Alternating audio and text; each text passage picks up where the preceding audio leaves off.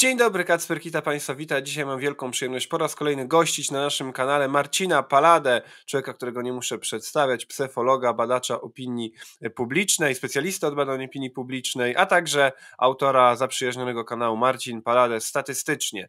Witaj Marcinie, dziękuję za Twój czas. Dzień dobry. A porozmawiamy sobie o roku Tuska i aktualnej sytuacji politycznej w Polsce. No właśnie mniej więcej w rocznicę od powstania nowego rządu, co siłą rzeczy skłania do podsumowań, tym bardziej, że też po prostu rok się kończy. Więc pierwsze pytanie, na ile Twoim zdaniem Donald Tusk po roku rządów utrzymuje entuzjazm swoich zwolenników, na ile utrzymuje poparcie społeczne, które wyniosło go do władzy? Mamy tutaj w zasadzie dane, które się nieco wykluczają, bo jeśli spojrzeć z jednej strony na to, co jest takim najlepszym miernikiem tego, na ile stabilne są notowania rządu Tuska i jego zaplecza politycznego, no to powinniśmy zerknąć na badania preferencji partyjnych, a te pokazują, że łączne poparcie dla partii współtworzących obecną koalicję zasadniczo nie odbiega od tego, które te formacje otrzymały w ostatnich wyborach. Co prawda w ujęciu mandatowym to jest mniej korzystnie, to jest tylko nieco ponad 231, tym niemniej gdyby dzisiaj się odbywały wybory, gdybyśmy mieli przenieść te wyniki sondaży na konkretne wyniki głosowania, no to mielibyśmy gdzieś na styk, ale jednak tą układającą się centrolewicę. Z drugiej strony, jak popatrzeć na te wskaźniki pokazujące nastroje społeczne, to tutaj już tak różowo bym powiedział dla centrolewicy nie jest. No, dzisiaj rozmawiamy 12 grudnia, czyli rok po zaprzysiężeniu, rok po wyborze Donalda Tuska przez parlament, bo zaprzysiężenie miało miejsce 13 grudnia i dzisiaj też rano United Surveys zaserwował nam wyniki sondażu, z których wynika, że 40% Polaków jest zadowolonych ze sposobu sprawowania władzy przez rząd Donalda Tuska,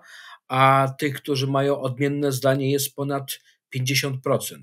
Czyli można powiedzieć i łatwo przeliczyć, że wśród tych, którzy wyrażają niezadowolenie ze sposobu prowadzenia władzy przez rząd Donalda Tuska, sprawowania władzy przez rząd Donalda Tuska, to są nie tylko sympatycy obecnych ugrupowań opozycyjnych, czyli PiS-u i Konfederacji, ale także część na razie mniejszościowa, ale jednak część tych, którzy z jednej strony lokują swoje sympatie na ugrupowania współtworzące obecną koalicję, a jednocześnie pozostające w takim stosunku negatywnym do tego, co dzieje się w ostatnich 12 miesiącach. No i mamy, tak jak powiedziałem na wstępie, coś, co może, że tak powiem, nie do końca dla ktoś, kto by obserwował, powiedziałby, że to jest logiczne. Tyle tylko, że doświadczenie z poprzednich lat pokazuje, że najpierw obserwujemy w ramach tak zwanych wskaźników wyprzedzających to, jak Polacy oceniają bieżącą politykę, jak oceniają politykę przez pryzmat działania władzy, przez pryzmat swoich portfeli, swojej sytuacji ekonomicznej,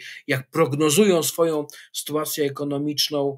Jeśli w tych wskaźnikach zaczyna się pogarszać, to zwykle dopiero po kilkunastu tygodniach widzimy ten przypływ negatywnych nastrojów, który się będzie przekładał na preferencje partyjne, czyli możemy być świadkami sytuacji, w której dalej będziemy mieli do czynienia z pogłębieniem tych negatywnych tendencji w sondażach, jeśli chodzi o nasz stosunek właśnie do rządu, do premiera, do instytucji, a dopiero w perspektywie być może stycznia, być może lutego będzie zauważalna jakaś większa statystycznie zmiana dla ugrupowań współtworzących obecną centrolewicową większość, co przełoży się jednocześnie na sytuację, w której te 3-4 ugrupowania, zależy jak liczyć, obecnie tworzące rząd Donalda Tuska, nie dysponowałyby w nowym parlamencie większością.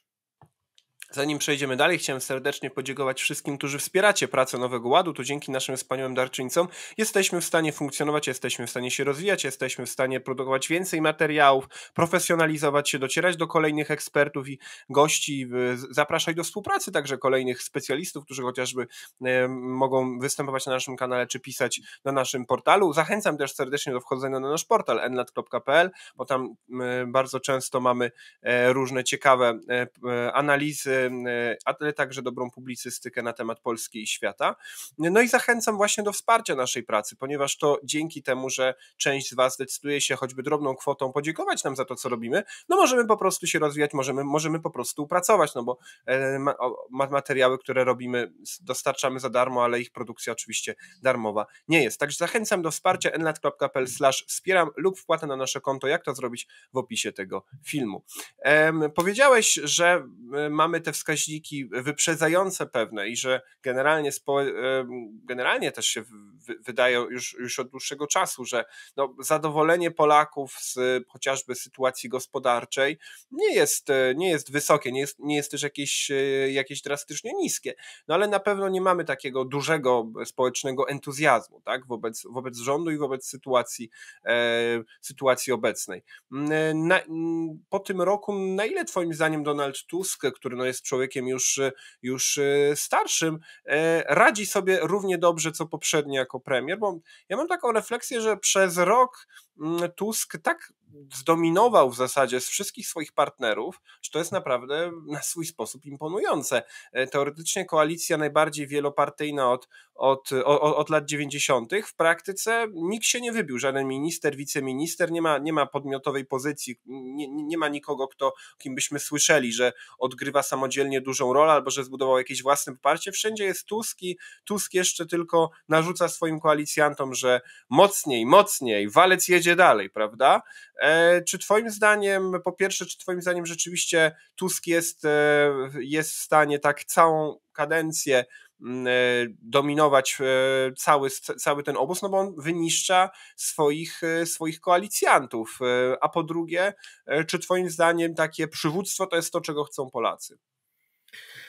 Kilka miesięcy temu na moim kanale nakręciłem odcinek, dlaczego Tuskowi nie wychodzi. I w zasadzie nie musiałbym kręcić nowego, tylko wstawić ten, który był, a to była ocena po mniej więcej 6 miesiącach czy 7 miesiącach funkcjonowania gabinetu Donalda Tuska. Jak pytasz, jak wygląda obecne rządzenie z perspektywy bycia premierem przez Tuska w stosunku do tego, co było w latach 2007-2014, no to tak jak mówiłem w tym wspomnianym odcinku, Donald Tusk moim zdaniem to jest największy problem. Mentalnie zatrzymał się w roku 2013-2014 w rozumieniu polskiej polityki i w rozumieniu nastrojów społecznych i tego, co Polacy myślą i jakie Polacy mają plany na przyszłość, jak postrzegają świat, jak postrzegają Polskę, jak wartościują wiele spraw.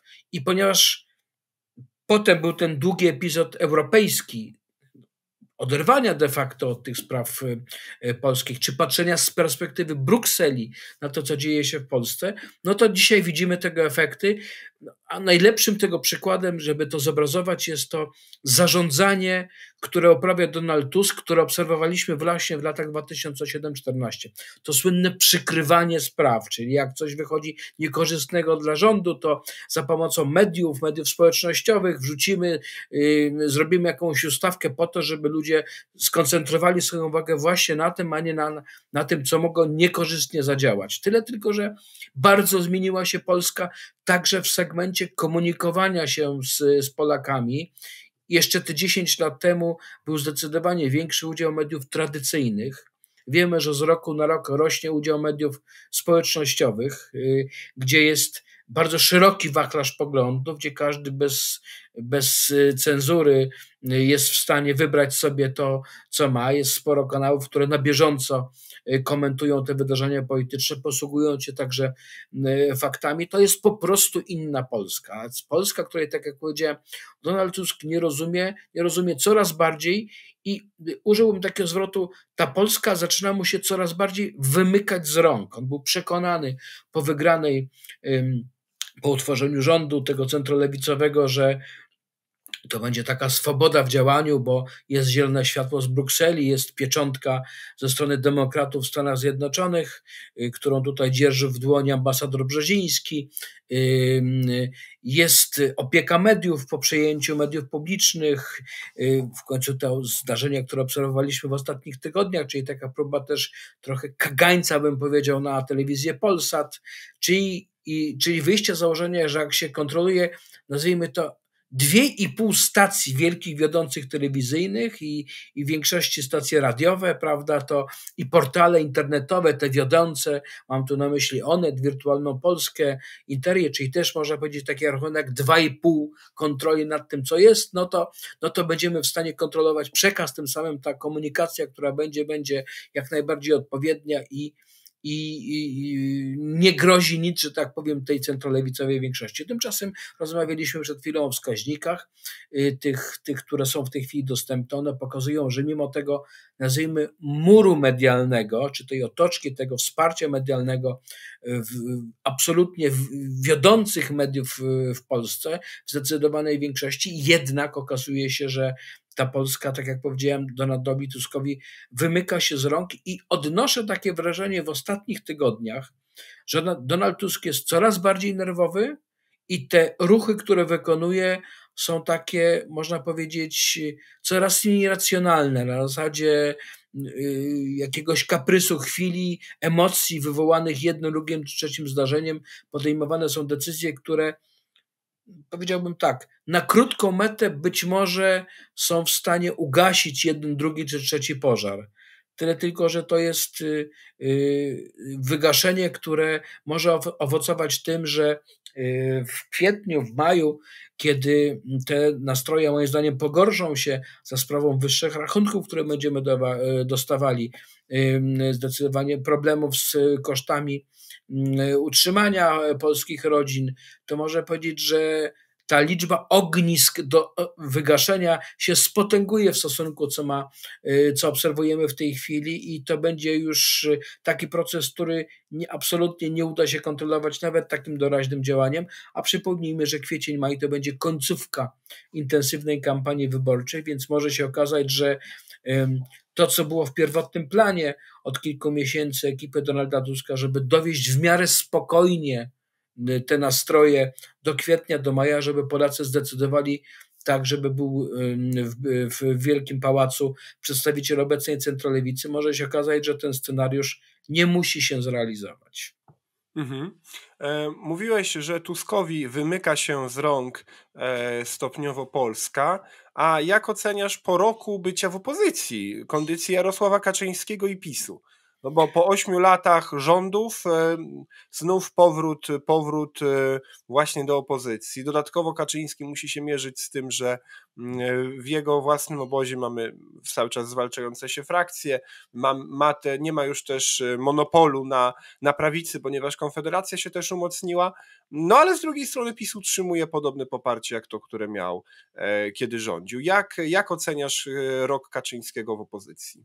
Optymiści ze środowiska Prawa i Sprawiedliwości mówią, że przy tej całej nawałnicy, która była, tych armatach przeciwko Prawu i Sprawiedliwości, w tym z kwestią podcięcia finansowania, tej gałęzi, że tak powiem, z finansowaniem, jeśli notowania PiS-u są w okolicach wyniku, to trochę niższe niż wynik, to jest sukces. Pesymiści mówią z kolei, którzy przyglądają się temu, no przy tych widocznych problemach ekipy Donalda Tuska główna partia opozycyjna powinna być beneficjentem, czyli powinna zyskiwać. Jak pytasz, jak wygląda moje postrzeganie, jak ja postrzegam do Jarosława Kaczyńskiego jako lidera i kondycję Prawa i Sprawiedliwości, to ile mówiłem o Donaldzie Tusku, że Polska mu się wymyka, to w przypadku Jarosława Kaczyńskiego zaryzykuję takie stwierdzenie, że on dalej nie rozumie do końca Polski.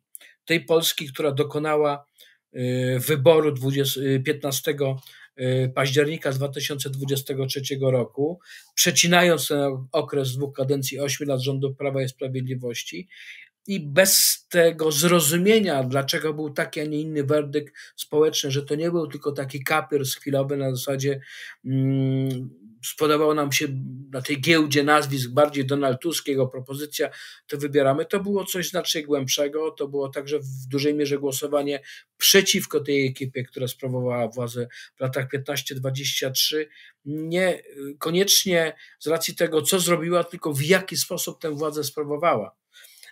I dopóki, tak jak powiedziałem, nie będzie refleksji, nie będzie zrozumienia tego faktu, to też Prawo i Sprawiedliwości trudno będzie konsumować w tym elektoracie takim środka niezdecydowanych, tak żeby przyciągać tych wyborców do siebie. Także część z tych, którzy głosowali na Prawo i Sprawiedliwość w roku 2015 czy 2019, no ale już, że tak powiem, ich związek z PiS-em nie miał miejsca w wyborach w roku 2023, więc oczywiście przed Prawem i Sprawiedliwością czy Konfederacją łącznie, bo tutaj rozmawiamy o całej opozycji, słusznie powiedziały, że notowania Konfederacji się wzmocniły, to jest kilka punktów więcej, także między innymi kosztem Prawa i Sprawiedliwości, ale w dużej mierze kosztem notowań Trzeciej Drogi, gdzie część tych wyborców Trzeciej Drogi przeniosła się w tej chwili do Konfederacji i przed dwiema partiami opozycyjnymi otwiera się szansa w związku z tym, o czym rozmawialiśmy na początku naszego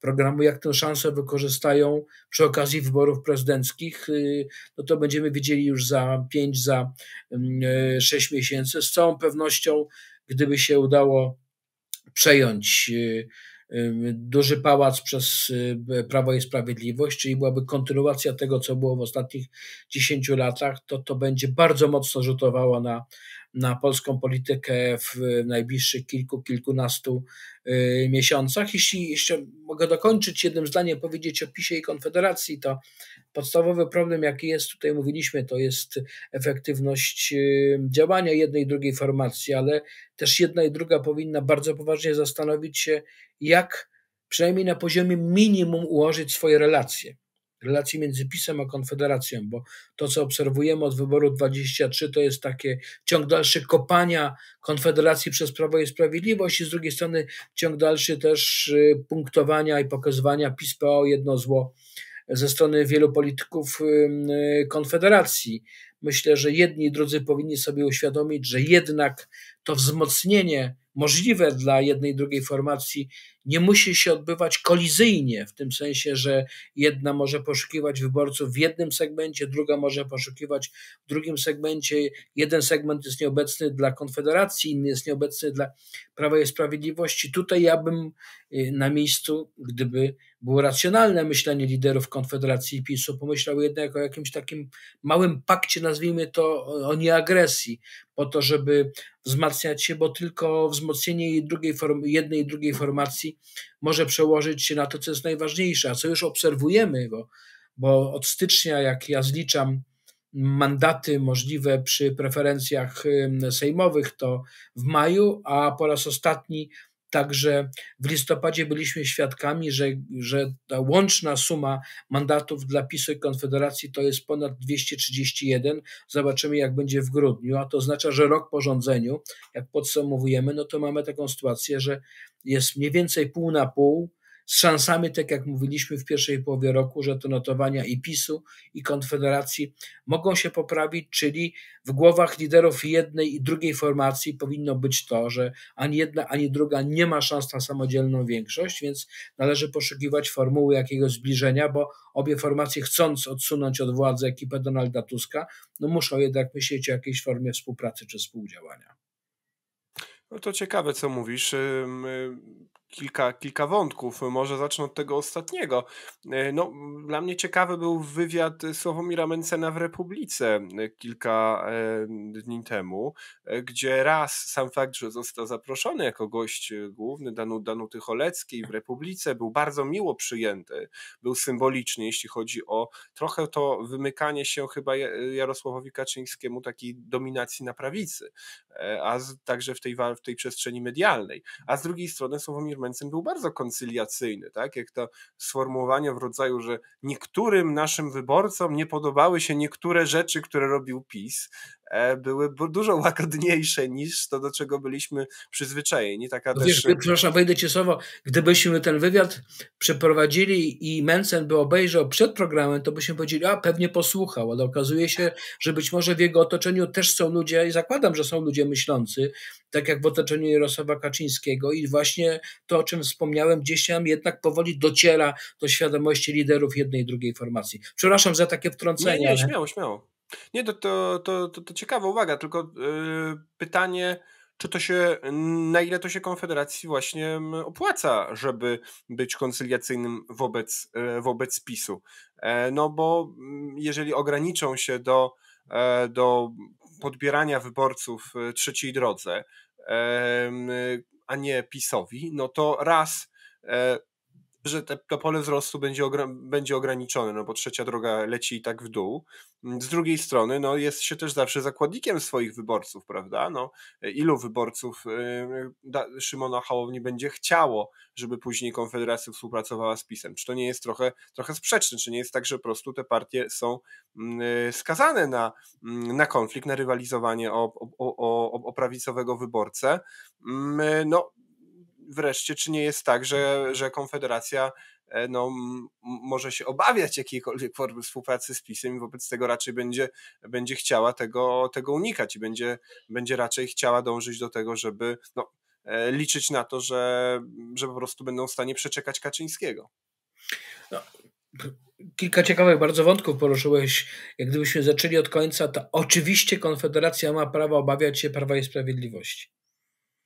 Mówię to konsekwentnie od miesięcy, to niestety nie dociera do większości głów polityków PiS-u, że tak jest ta formacja postrzegana, czyli ta, która jak ktokolwiek, jakiekolwiek środowisko próbuje współpracować, no to wcześniej czy później kończy się bardzo, bardzo marnie dla tego środowiska, które poszukuje jakichś dróg współpracy z Prawem i Sprawiedliwości. I to jest jedna z podstawowych przeszkód, które w tej chwili uniemożliwiają myślenie takie bardziej przyszłościowe ze strony polityków PiS-u i Konfederacji. Jednocześnie to jest, myślę, że powód do zmartwień wśród bardzo wielu myślących sympatyków prawej strony, którzy no, mają świadomość tego, że ani jedni, ani drudzy nie dadzą rady w pojedynkę. Jedni, drudzy, pomimo różnic przecież programowych też, tak, powinni jednak zastanowić się, czy jest jakiś wspólny mianownik dla działań na przyszłość.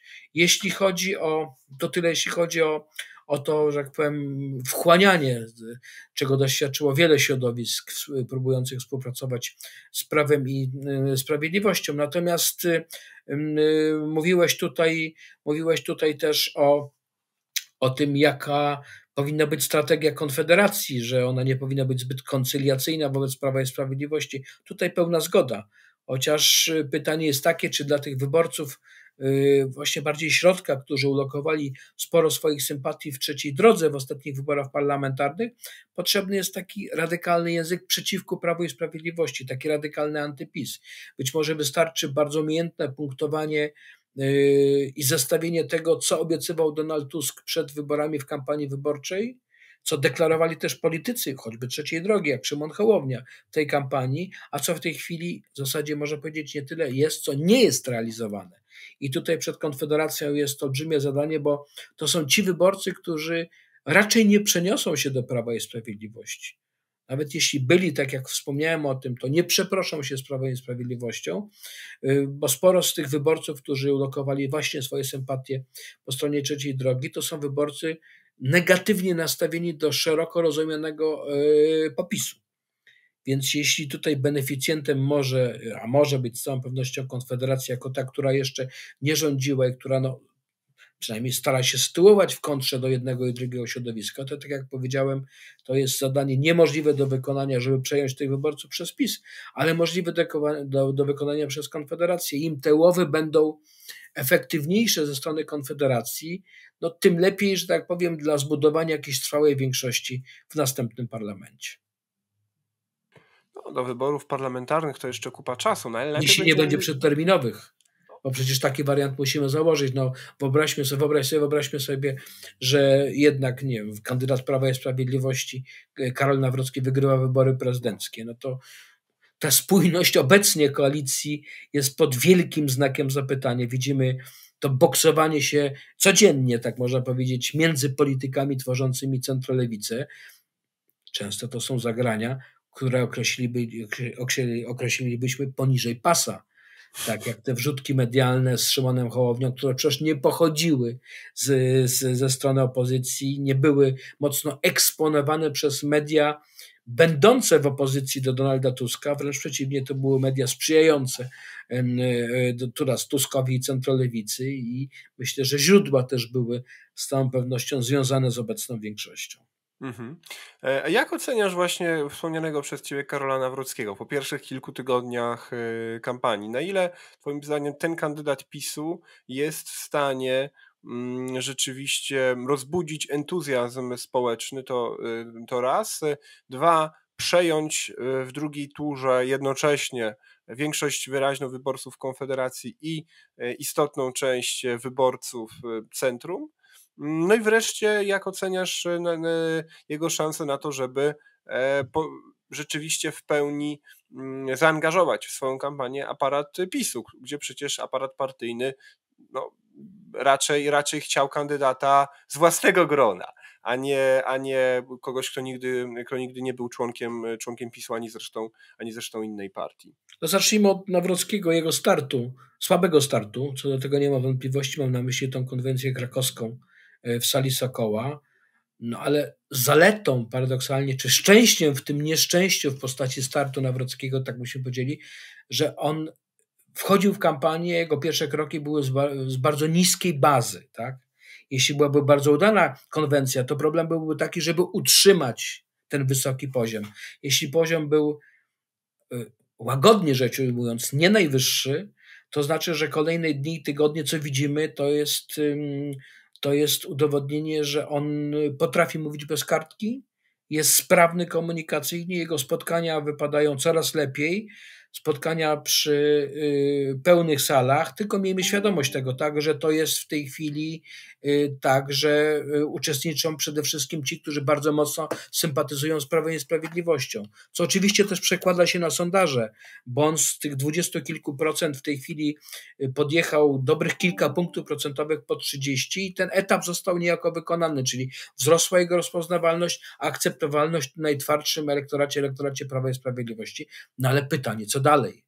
Tutaj słusznie powiedziałeś, że przecież trzeba myśleć już na tym etapie, że jeśli druga tura, to jak pozyskiwać wyborców tych niepisowskich, bo zakładamy, że ten wynik Nawrockiego pewno będzie zbliżony do tego, co w sondażach będzie miało Prawo i Sprawiedliwość, to będzie 30 kilka procent, ale to jednak przed drugą turą bardzo poważne wyzwanie, jak przyciągnąć te kilkanaście jeszcze dodatkowo procent wyborców, kilkanaście punktów procentowych więcej, żeby zyskać te 50% jeden głos. I oczywiście te dwa naturalne kierunki, które się w tej chwili jawią, które są na horyzoncie, no to jest przejęcie zdecydowanej większości wyborców Konfederacji, żeby nie powtórzyła się sytuacja z roku 2020, że tam było pół na pół z bardzo lekkim wskazaniem na Andrzeja Dudę. Ta druga połówka, troszkę mniejsza połówka powędrowała z głosami dla Trzaskowskiego. Sporo też wyborców Krzysztofa Bosaka z pierwszej tury po prostu nie głosowało.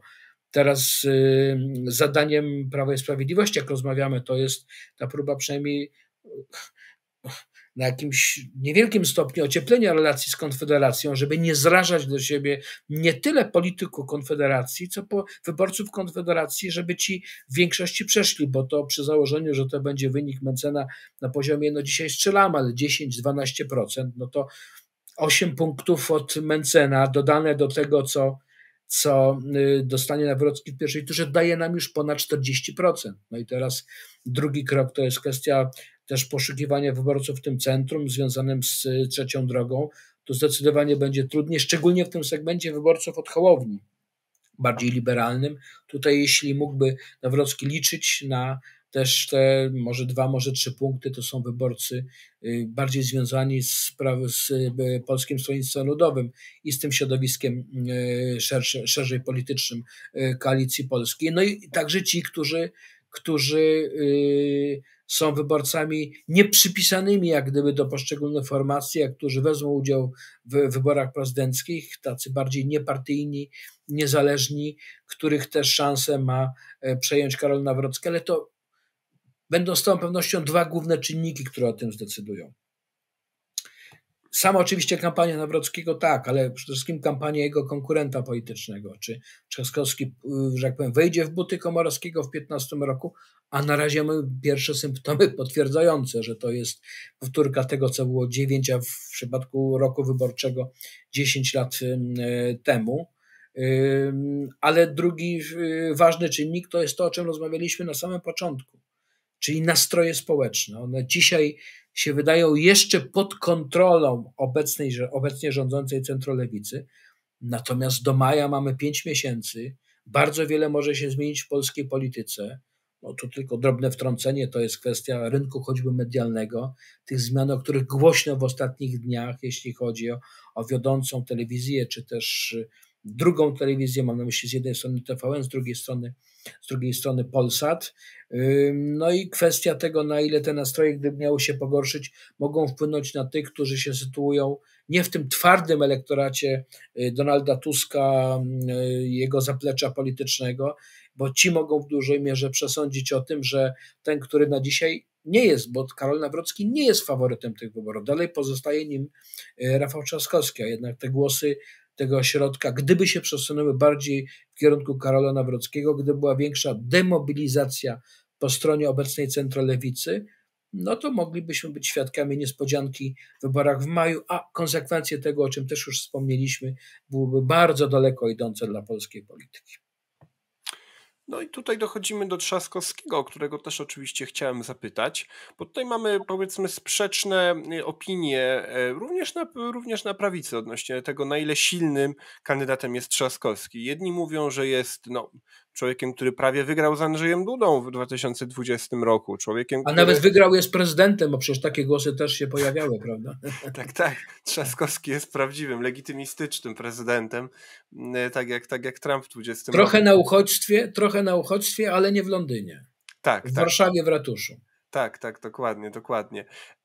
No a z drugiej strony, no i też, że ma wysokie wyniki w sondażach zaufania i tak dalej. Z drugiej strony są ci, którzy uważają, że że Trzaskowski się bardzo wyraźnie kojarzy z agendą lewicową, a dzisiaj to Tusk jest u władzy i nie będzie wyborców, którzy będą głosować na Trzaskowskiego po to, żeby utrudnić PiS-owi rządzenie, a tacy w 20 roku byli z pewnością, czy żeby teraz ten argument o tym, żeby całość władzy, w ogóle to jest ciekawe pytanie, na ile twoim zdaniem jest wielu Polaków, którzy chcą, żeby właśnie nie było takiej pełni władzy, tak? Czy tacy, którzy na przykład w 20 roku byli gotowi zagłosować właśnie na Trzaskowskiego w drugiej turze, żeby PiS i Kaczyński ich obóz nie miał pełni władzy, a dzisiaj mogą zagłosować przeciwko Tuskowi. Jak silny jest twoim zdaniem ten taki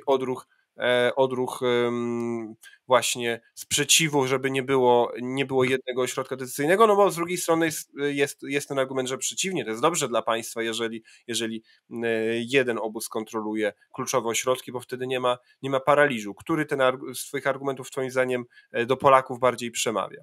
No jest kilka elementów, które tutaj moglibyśmy poruszyć przy okazji twojego pytania. Pierwsze jest takie, to jest oczywiście słusznie, że to przesunięcie Trzaskowskiego mocno na lewo, ta agenda progresywna, która jest w ustach i w działaniu Trzaskowskiego w ostatnich latach, to jest coś, co może być problemem. To nie będzie coś, co będzie rozstrzygało, ale dla części wyborców tych usytuowanych pośrodku taka radykalna progresja wcale nie musi być zaakceptowana. Ja tylko chcę zwrócić uwagę, że od czasu oddania władzy przez Aleksandra Kwaśniewskiego w zasadzie czy to Lech Kaczyński, czy to Bronisław Komorowski, nawet związany przez Platformę Obywatelską, ale czy Andrzej Duda, z całą pewnością nie można o żadnym z tych polityków powiedzieć, że oni reprezentowali agendę progresywną. Nawet ten wymieniony przeze mnie Bronisław Komorowski uchodził za takie bardziej, powiedzmy, chadecko-konserwatywne skrzydło w Platformie Obywatelskiej, prawda? Więc można powiedzieć, że w Polsce zmieniały się koalicje, raz były mocno na prawo, teraz ta jest bardziej centrolewicowa, a jednak Polacy trochę częściej po 2005 roku zwracają uwagę na to, żeby ten kandydat nie był między innymi w tych sprawach, jeśli chodzi o system wartości, zbyt mocno wychylony na lewą stronę. Świadomość chyba tego jest w sztabie Trzaskowskiego, bo widzieliśmy na tej konwencji w Gliwicach, słyszeliśmy w ustach Rafała Trzaskowskiego rzeczy, które, można powiedzieć, jeszcze kilka miesięcy temu uznane by były trochę za rewolucję. Zresztą łatwo skontrować, to pierwszy przykład z brzegu, jeżeli Rafał Trzaskowski mówi o patriotyzmie gospodarczym, to można zapytać się, czemu jego kierowane przez niego władze w stolicy kupowały drzewka Brandenburgii do, że jak powiem, ubogacenia Warszawy, skoro drzewek ci u nas w Polsce od Odry po Bóg i od Bałtyku po Tatry pod dostatkiem. Jeśli Rafał Trzaskowski określa się mianem tradycjonalisty, mówi: jestem katolikiem, jestem wierzący, to nieprawda, że jestem antyklerykałem, no to każdy myślący powiedziałby: no dobrze, ale przecież twoja żona zadeklarowała, że jednego dziecka nie ochrzciłaś, a drugie w proteście przeciwko werdyktowi Trybunału Konstytucyjnego nie poszły do pierwszej komunii. A więc tak, no, trochę jest sprzeczności w tym wszystkim i wcześniej czy później pewne takie zbitki będą. To jest pierwsza rzecz. Ten progresywizm Trzaskowskiego, który może być problemem. Druga rzecz, drugi problem dla niego to jest to, na ile on będzie, a z całą pewnością będzie utożsamiany z problemami tymi realnymi w rządzeniu ekipy Donalda Tuska. Przypomina się tutaj rok 2015, kiedy Komorowski absolutnie uciekał od tego, żeby tam gdzieś powiewał tuż za nim sztandar, flaga Platformy Obywatelskiej, ale tego się nie udało uniknąć i wtedy to było podsumowanie 8 lat i w kontrze do 8 lat Platformy Obywatelskiej, rządów PO-PSL-u. Teraz byłaby sytuacja, kiedy przyszłoroczne wybory mogły być takim quasi referendum nad rządami Donalda Tuska i centrolewicy w ostatnich 16 czy 15 miesiącach, bo tak to będzie mniej więcej przy 17 miesiącach, czyli ta różnica między zaprzysiężeniem Donalda Tuska a formalnie wyborami w maju 2025 roku. I myślę, że tego też boi się otoczenie Trzaskowskiego, boi się Donald Tusk, bo znowu wracamy do tego, co mówiliśmy na początku, będzie gorzej, a nie lepiej dla obecnej ekipy, więc siłą rzeczy też Trzaskowski może zapłacić bezpośrednio, niezaangażowany przecież, jeśli chodzi o obecną ekipę, nie jest ministrem, nie jest dyrektorem departamentu, nie jest wicepremierem, nie jest samym premierem, ale jednak jego koledzy są i jako wiceprzewodniczący Platformy Obywatelskiej, no, siłą rzeczy będzie odpowiadał za to, co dzieje się w ostatnich kilkunastu miesiącach i będzie się jeszcze działo do wyborów w maju. Kolejny czynnik, który tutaj jest, wspomniałeś o tym, na ile dla części wyborców ta pełnia władzy może być czynnikiem, który przesądzi. Myślę, że to jest ten element, który może mieć wpływ na część wyborców. Gdyby sytuacja ekonomiczna, zaryzykuję taką tezę, była dobra i były perspektywy także na przyszłość, to być może część wyborców tak myślących, tak oceniających powiedziałaby: no dobrze, to temu Tuskowi dobrze idzie, to dajemy mu pełnię władzy. Niech rządzą, tam nie będzie problemu weta prezydenckiego. Ale w momencie, kiedy sukcesów nie ma realizacji obietnic wyborczych, to być może ta część wyborców dojdzie do wniosku, że jednak potrzebny będzie taki trochę kontroler, byśmy powiedzieli, tego, co się dzieje z obecną centrolewicą, z prerogatywami prezydenckimi, czyli między innymi z kwestią weta, po to, żeby nie wszystko, co obecna centrolewica tworzy, a wiele rzeczy się przestaje podobać, nie podoba się, miało swoje wypełnienie w postaci tego, że ta ścieżka byłaby legislacyjna od ustawy Sejmu, Senatu, aż po podpis prezydenta. Także te trzy czynniki moim zdaniem są ważne, one będą miały wpływ na to, jaki będzie werdykt społeczny, werdykt społeczeństwa w maju przyszłego roku. Mhm. A jak duże jest dzisiaj twoim zdaniem zapotrzebowanie społeczne na tak zwanego kandydata trzeciego? No bo jak wiemy, to może mieć też bardzo duże znaczenie dla wyników wyborów prezydenckich, czy w ogóle jak duża jest twoim zdaniem dzisiaj przestrzeń dla tak zwanej depolaryzacji wobec tego konfliktu Platformy PiS. Czy twoim zdaniem po roku rządów Tuska ta przestrzeń rośnie, a jeśli tak, to jak mocno rośnie? No i pytanie też przy okazji, na ile z wypełnieniem tej roli radzi sobie Konfederacja,